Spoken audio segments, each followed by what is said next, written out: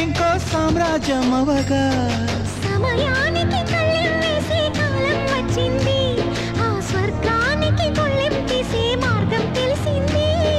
కామునికే మైకం కమ్మే యాగం జరిగింది